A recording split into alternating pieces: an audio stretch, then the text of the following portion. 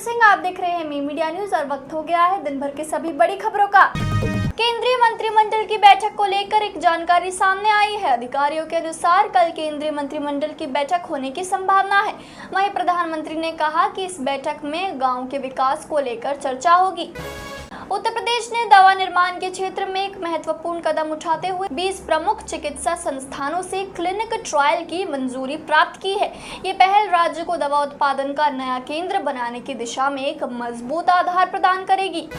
बिहार के गोपालगंज प्रशासन ने विकास योजनाओं को गति देने के लिए 30 परियोजनाओं के लिए भूमि अधिग्रहण और हस्तांतरण की प्रक्रिया पूरी कर ली है। इनमें छात्रावास, पंचायत, सरकार भवन, विद्युत उपकेंद्र, पावर ग्रिड, अग्निमिशन भवन, पशु चिकित्सालय और आवासीय विद्यालय शामिल है। झारखंड के मुख्यमंत्री हेमंत सोरेन की अध्यक्षता में हुई राज्य मंत्रिमंडल की बैठक में कुल 14 प्रस्तावों को स्वीकृति प्रदान की गई है। इसमें Jharkhand grassroots innovation internship योजना को भी मंजूरी मिली है। उत्तराखंड के मुख्यमंत्री पुष्कर सिंह धामी ने जिलों में 3 साल से अधिक समय से एक ही स्थान पर तैनात कार्मिकों के स्थानांतरण के निर्देश दिए हैं। उन्होंने जिला अधिकारियों को जनसेवाओं में सुधार, सड़कों की मरम्मत, नियमित पेयजल व विद्युत आपूर्ति और वनों में अग्नि नियंत्रण पर ध्यान देने को कहा है। दिल्ली की मुख्यमंत्री रेखा गुप्ता ने अपने गृह विधानसभा क्षेत्र शालीमार बाग स्थित आयुर्वेदिक झुग्गी बस्ती में विकास कार्यों का शुभारंभ किया। उन्होंने कहा कि झुग्गी बस्ती में गली, नाली व खडंजे बनने की शुरुआत की गई है।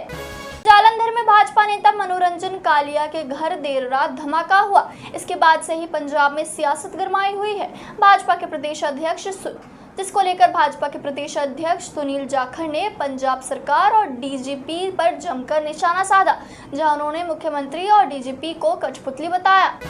दोस्तों, आगे की खबर पर चलने से पहले आपसे रिक्वेस्ट है कि अगर आपने वीडियो को अभी तक लाइक नहीं किया, इस पर कमेंट नहीं किया है तो जल्दी से कर दे, क्योंकि आपका एक लाइक और एक कमेंट हमारी टीम को हौसला बुलंद करता है और हम रोजाना ही ऐसे दिन भर की बड़ी खबरें लाते रहते हैं।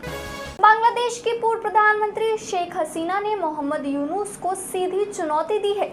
उन्होंने अपने समर्थकों को संदेश देते हुए कहा है कि वे बांग्लादेश वापस लौटेंगी और उनकी पार्टी अवामी लीग के सदस्यों को निशाना बनाने वालों को इंसाफ के कटघरे में लाया जाएगा। प्रधानमंत्री नरेंद्र मोदी ने दुबई के क्राउन प्रिंस और यूएई की डिप्टी प्रधानमंत्री शेख हमदान बिन मोहम्मद बिन राशिद अल मखतूम से नई दिल्ली में मुलाकात की। इस दौरान उन्होंने कहा कि दुबई भारत यूएई की व्यापक रणनीतिक साझेदारी को आगे बढ़ाने में अहम भूमिका निभा रहा है। बंगाल में शिक्षकों की भर्ती रद्द होने का मामला गर्माता जा रहा है, जहां राहुल गांधी ने इस प्रकरण में राष्ट्रपति द्रौपदी मुर्मू को पत्र लिखा है। उन्होंने कहा कि निष्पक्ष तरीके से चुने गए उम्मीदवारों को पश्चिम बंगाल में स्कूल शिक्षक के रूप में काम करने की अनुमति दी जाए। जयपुर में 2008 में हुए सीरियल ब्लास्ट मामले के 4 दोषियों को आजीवन कारावास की सजा सुनाई गई। जयपुर की स्पेशल कोर्ट ने चारों दोषियों को आजीवन कारावास की सजा सुनाई है। बता दें कि ये फैसला जयपुर की स्पेशल कोर्ट ने लिया है। इससे पहले कोर्ट ने 4 अप्रैल को इन आरोपियों को घटना का दोषी करार दिया था। कर्नाटक के गृह मंत्री जी परमेश्वर ने बेंगलुरु में महिलाओं के साथ छेड़छाड़ वाले अपने बयान को लेकर विवादों में घिरते दिख रहे हैं। अब गृह मंत्री ने अपने बयान को लेकर माफी मांगी है। मंत्री ने कहा कि उनके बयान को ठीक से नहीं समझा गया और उसे तोड़ मरोड़ कर पेश किया गया। कांग्रेस सांसद कुमारी सैलजा ने गैस सिलेंडर में किए गए 50 रुपए की बढ़ोतरी को लेकर बीजेपी सरकार पर हमला बोला है। उन्होंने कहा कि बीजेपी की ट्रिपल इंजन की सरकार अब जनता को झटके पे झटके दे रही है। बीजेपी के राष्ट्रीय सह संगठन मंत्री शिव प्रकाश कल छत्तीसगढ़ की राजधानी रायपुर में मैराथन बैठक लेंगे। चर्चा है कि इन मैराथन बैठकों के बाद मंत्रिमंडल का जल्द विस्तार हो सकता है। हिमाचल सरकार किसानों से प्राकृतिक तौर पर उगाई हल्दी को 90 रुपए प्रति किलो की दर से खरीदेगी, जहां मुख्यमंत्री सुखविंदर सिंह सुक्खू ने शिमला में पंजीकरण पत्र जारी किया है।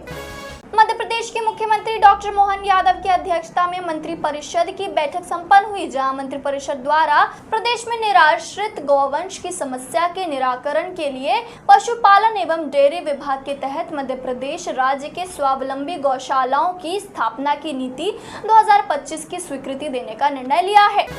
उत्तरी कश्मीर के बारामूला जिले के उड़ी क्षेत्र में पुलिस ने एक बड़ी कार्रवाई करते हुए एक नशीले पदार्थों के तस्कर को गिरफ्तार किया है। उसके कब्जे से 1.5 किलोग्राम ब्राउन शुगर बरामद हुई है। पुलिस ने उसके खिलाफ NDPS एक्ट के तहत मामला दर्ज कर लिया है और आगे की जांच कर रही है। एकनाथ शिंदे गुट के नेता संजय निरुपम ने वक्फ बोर्ड की जमीन पर शिवसेना UBT के स्टैंड समेत कई मसलों को लेकर अपनी प्रतिक्रिया दी है। उन्होंने कहा कि शिवसेना UBT नेताओं की संपत्ति और जमीन में गहरी दिलचस्पी जगजाहिर है। इसी कारण वो वक्फ के मुद्दों को सिर्फ प्रॉपर्टी विवाद बताकर सच्चाई से भाग रहे हैं।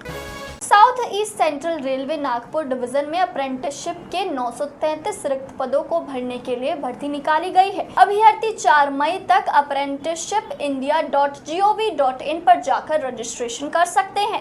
दोस्तों, मैं देख पा रही हूँ कि आप में से काफी सारे लोगों ने इस वीडियो को लाइक कर इस पर कमेंट किया है, लेकिन कुछ लोग अभी बाकी हैं। आप किस चीज का इंतजार कर रहे हैं? इस वीडियो को जल्दी से लाइक कर इस पर कमेंट करें। तो ये थी दिन भर की बड़ी खबरें। ऐसे ही खबरों में बने रहने के लिए चैनल को सब्सक्राइब करें, वीडियो को लाइक करें और ज्यादा से ज्यादा शेयर करें, ताकि आप और आपके जानने वाले रह सके देश और दुनिया के तमाम खबरों से अपडेट।